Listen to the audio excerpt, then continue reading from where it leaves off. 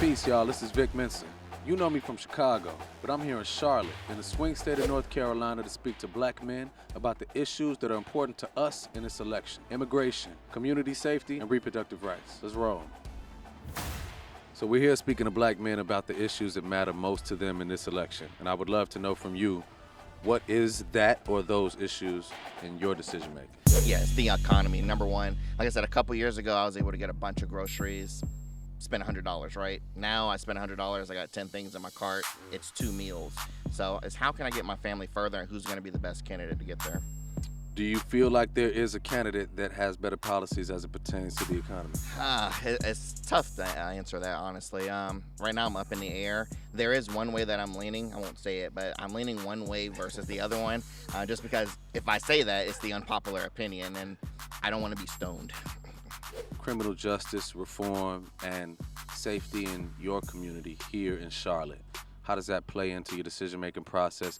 You know, Harris has a track record of doing certain things to black men or just the black community as a whole, but so does Donald Trump.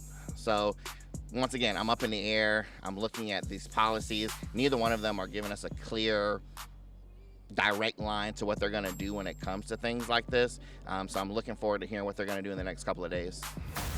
Do you think there are reasons that some black men have an aversion to supporting Kamala Harris? A lot of misinformation. You have, the things that was done, track record in California. A lot of people have ran with that. And then just to be honest, a lot of people just don't believe that a woman is fit, to lead the country. And so I think that a lot of men actually rest on that as well. Do you take issues with Trump's racism? Of course I do. It doesn't make me comfortable. The dog whistling, the enabling of the other. I live in the South, and so we kind of got to deal with that a lot, and Trump enables that behavior. We all know what happened on January 6th. And I do feel like I've always said that Trump was the white man's Obama. You know what I'm saying? He's everything that a lot of white men wish they could be: rich, powerful, say whatever you want, do whatever you want. You know what I'm saying? And so I think that trickles down to how they view us, on a regular, everyday basis. So yeah, it does scare me, and it's something that I definitely don't want to see again. I work for a union, labor union, one of the largest ones, AFSCME. I've been dedicated the last 19 years of my life to educating our members and non-members, just people across voting citizens about issues that we're talking about today, and also just fighting for workers' rights and a voice on the job and things like that. How does today's election interplay with the past 20 years that you've been taking to educate people about these same concerns? Oh, it plays a major part because unions and labor is what set the standard for working class people across the country, whether in the public or the private sector. What misinformation have you heard as it pertains to this current election and candidates?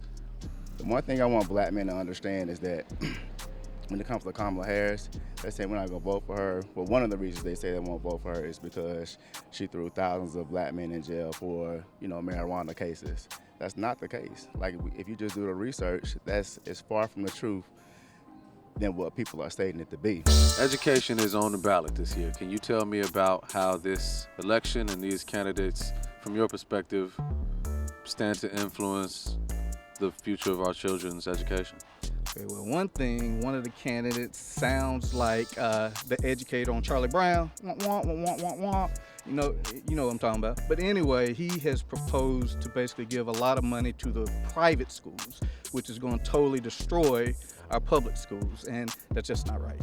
I want to make sure that my son still is able to see himself when he goes to school, see himself in the history, see himself in leadership, and also see himself just in his heroes. Like, when you take those heroes outside of the schools, you start to sometimes have identity issues, and I want to make sure that we stay away from that as well. I'm wondering, does reproductive rights factor into this election for you in your decision making? Oh, definitely. I'm definitely pro-choice. I think a woman should control what happens with her body 100%, and we need to stay out of that. I think we also need our government to stay out of those things as well. So as a black man in North Carolina, what are the issues that are most important to you in this election? Man, me and my family, just being honest, being able to thrive. You know what I'm saying? The last couple of years, we've been surviving. and I'm looking forward to being able to create an opportunity for me and my family to thrive. Do you think there's a candidate that seems best to you on the economy? I'm gonna have to lean with Trump in regards to that. Now, do I know for a fact? No, I don't. I don't think any of us know.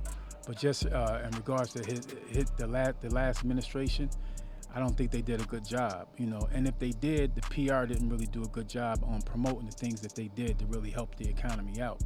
I do believe that when Trump was in office, I think for business people, I had my own trucking company at the time, and I was thriving a lot more, me and my wife, and a lot of the other people that I was in community with, we were thriving.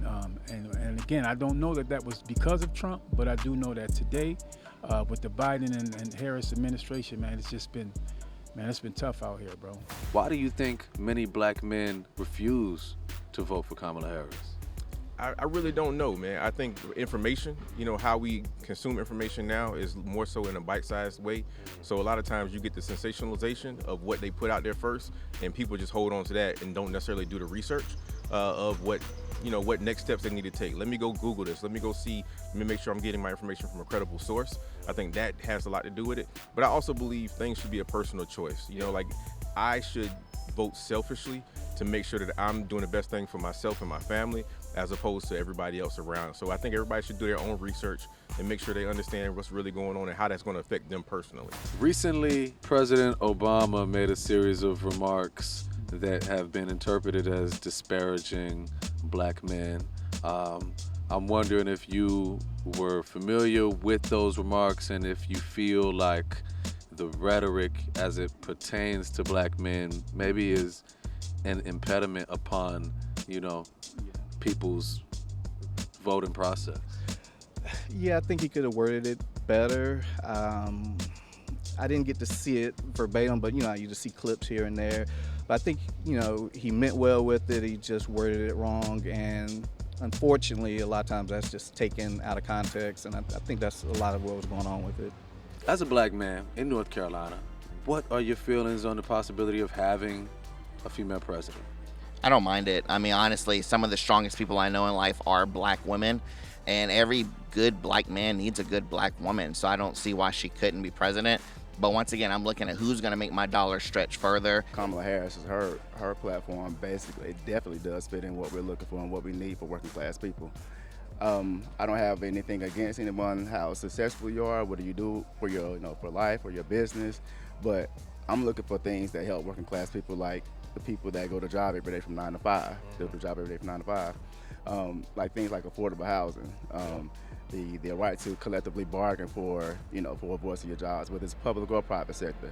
The right to have affordable health care. All those things affect my members because my members are the ones that work for $25, $30, sometimes $40,000, $50,000. And so when you have different policies that come and adversely affect what they've been, planning for or working for their entire life, it's detrimental.